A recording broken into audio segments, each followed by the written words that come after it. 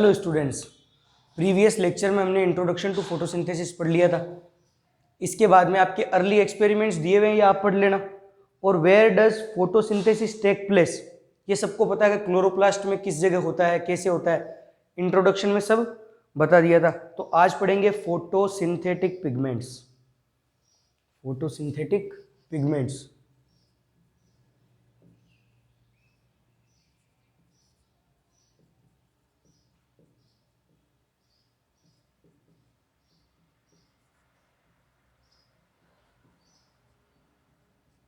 अब ये कौन कौन से होते हैं? सबसे मेन होता है क्लोरोफिल ए,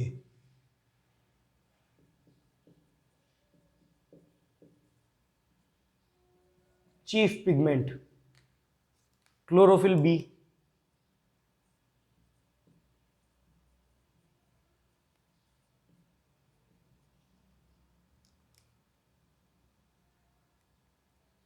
कैरोटिनॉइड,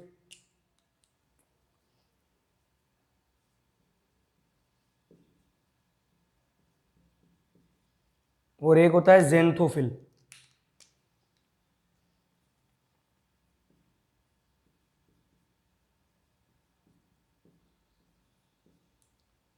क्लोरोप्लास्ट में ये सारे पिगमेंट्स होते हैं। ठीक है, ये कहाँ होते हैं, कैसे होते हैं, इस पे अभी बात करेंगे। अब एनसीईआरटी में एक चीज दी हुई है जिसका नाम है how many types of pigments involved in photosynthesis. तो ये सारे हैं 13.4, ठीक है, पेज नंबर 210 एनसीईआरटी। उस पर लिखा हुआ है कि how many types of pigments involved in photosynthesis. तो कितने तरह के पिगमेंट्स इन्वॉल्व होते हैं? तो क्लोरोफिल ए 4 तरह के होते हैं, chlorophyll A, chlorophyll B, carotenoid और जेंथोफिल। फिर इनके बाद में आपके कुछ ग्राफ्स बने हुए हैं, ठीक है। अब ग्राफ बने हुए हैं, तो वो ग्राफ देखते हैं कि वो कैसे क्या है उनका मामला।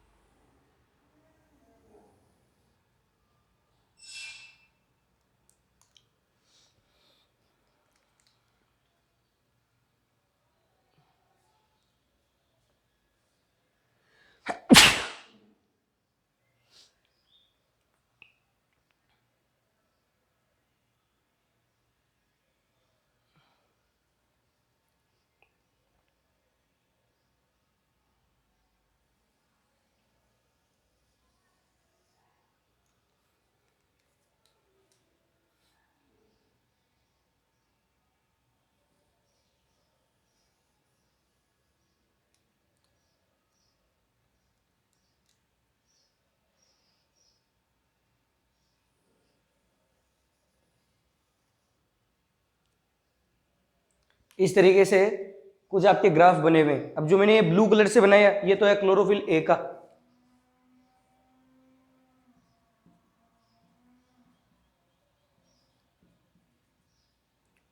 जो ग्रीन से बनाया ये है कैरोटिनॉइड का।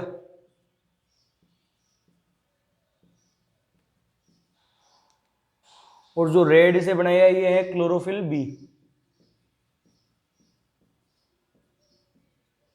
अब ये है क्या? ये है एब्जॉर्प्शन।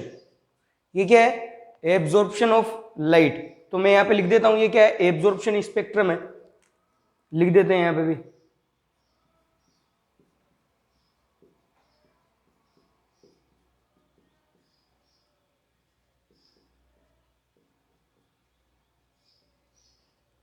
ये एब्जॉर्प्शन स्पेक्ट्रम। अब यहां पे देखो, अपन वेवलेंथ लिखते हैं इसकी, ठीक है।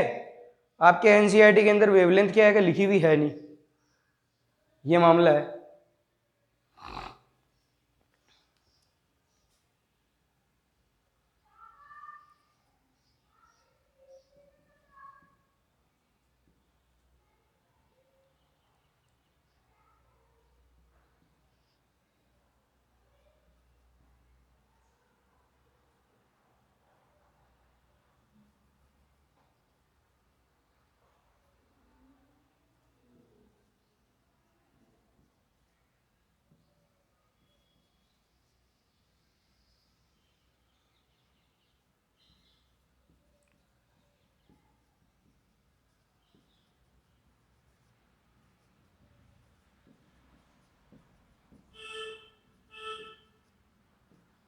Wavelength of light in nanometre.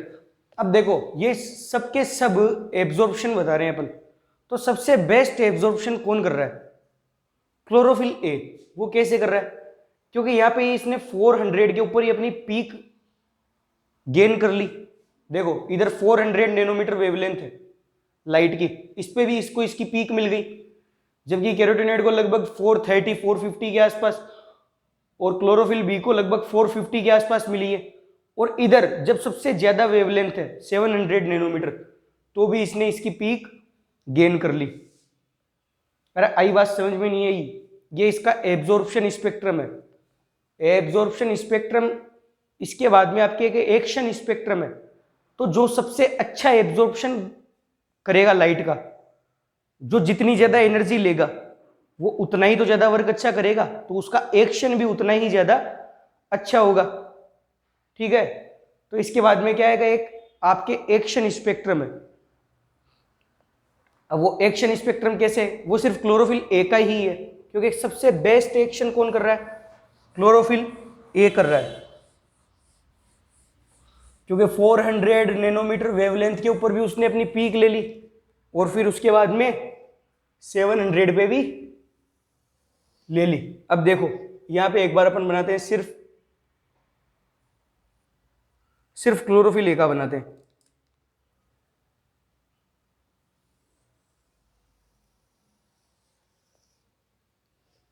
ठीक है, तो इसका एक्शन देखो अब इस तरीके से बना हुआ है आपकी एनसीईआरटी की बुक में।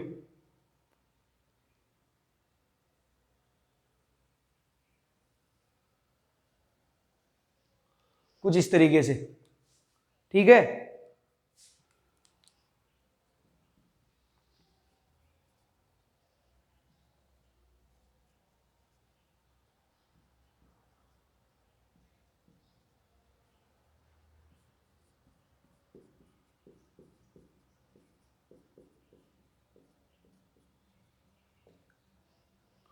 ये है एक्शन स्पेक्ट्रम।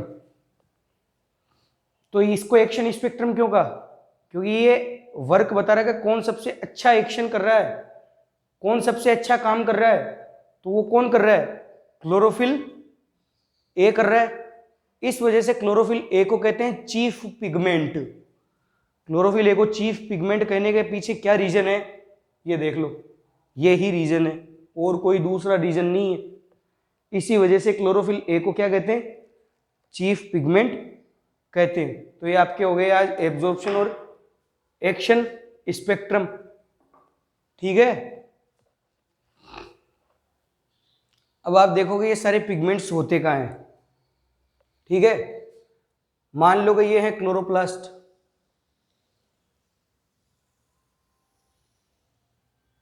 ये है क्लोरोप्लास्ट। अब क्लोरोप्लास्ट में होते हैं ग्रेनम कई सारे, या कई सारे थाइलेकोइड। अपन एक थाइलेकोइड बना लेते हैं। ठीक है, ये बना लेते हैं थाइलेकोइड।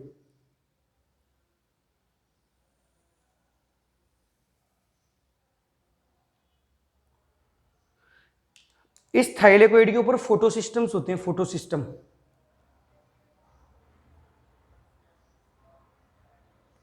इनको कहते हैं फोटोसिस्टम।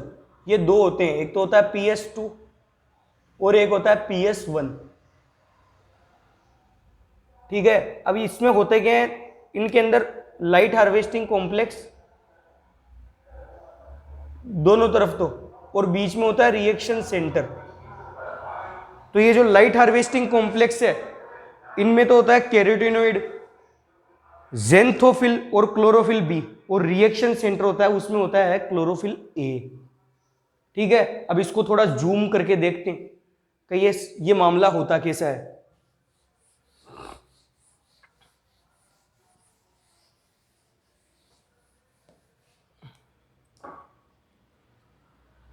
ये बना रहे अपन थाइलेकोइड, एक बड़ा सा थाइलेकोइड।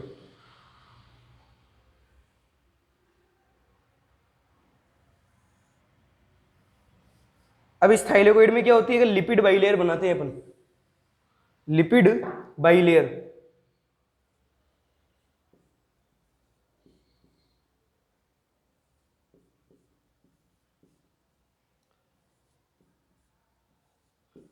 ये लिपिड बाइलेयर, और फिर ऐसे करके कुछ एक फोटो सिस्टम बना होता है। फिर से लिपिड बाइलेयर,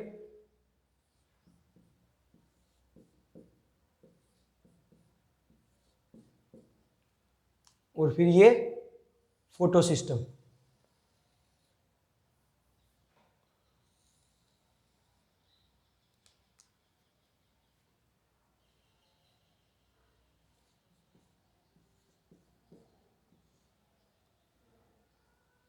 अब इनमें क्या होता है कि फोटो सिस्टम में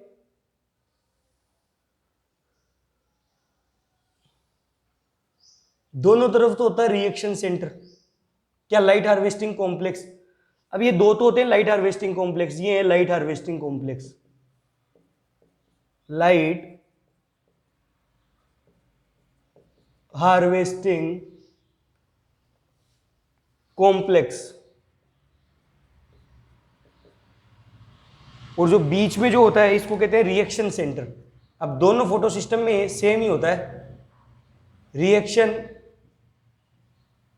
सेंटर। अब ये तो है फोटो सिस्टम सेकंड जो पहले है, और जो बाद में है उसको कहते हैं फोटो सिस्टम वन। अब फोटो सिस्टम वन और सेकंड क्या है, इनकी डिस्कवरी से। फोटो सिस्टम फर्स्ट की डिस्कवरी पहले हुई और फोटो सिस्टम सेकंड की डिस्कवरी बाद में हुई। अब इनके बीच में भी कोई डिफरेंस होता है क्या? हाँ होता है।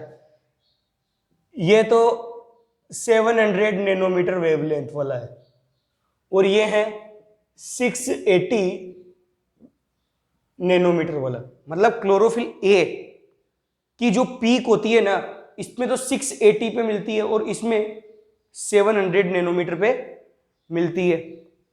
अब इनमें पिगमेंट्स होते कहाँ हैं? तो देखो, ब्लैक कलर से बनाऊंगा मैं क्लोरोफिल बी, ये है क्लोरोफिल बी, ठीक है। ये लाइट हार्वेस्टिंग कॉम्प्लेक्स में होता है, यहां पे भी लाइट हार्वेस्टिंग कॉम्प्लेक्स में ही होगा।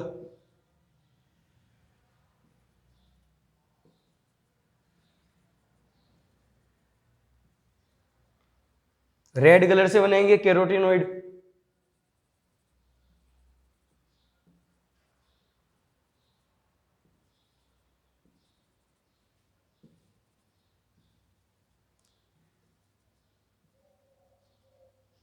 ठीक है। ब्लू कलर से क्या बनाएंगे? ज़ेंथोफिल,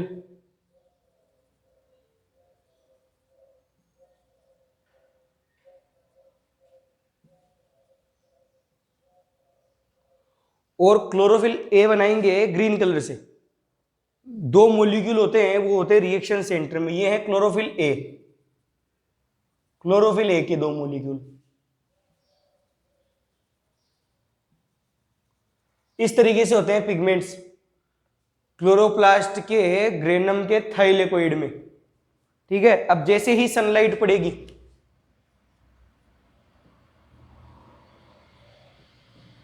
सनलाइट पड़ी, जैसे इस क्लोरोफिल बी पे पड़ी, तो जैसे इस पे सनलाइट पड़ेगी तो आपने फोटो इलेक्ट्रिक इफेक्ट फिजिक्स में भी पढ़ा होगा कि जब फोटॉन्स डालते हैं या लाइट डालते हैं तो इलेक्ट्रॉन एक्साइट होते हैं।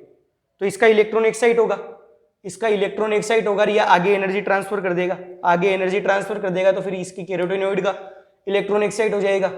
इस तरीके से ये साइकिल चलती रहेगी, इलेक्ट्रॉन एक्साइट होता रहेगा, और जब लास्ट में जो सबसे बाद में क्लोरोफिल ए के पास वो लेगा, जैसे ही इलेक्ट्रॉन एक्साइट होगा, ये आगे एनर्जी किसको ट्रांसफर कर देगा? क्लोरोफिल ए को। तो फिर इससे क्या हो जाएगा? क्लोरोफिल ए का भी इलेक्ट्रॉन एक्साइट हो जाएगा।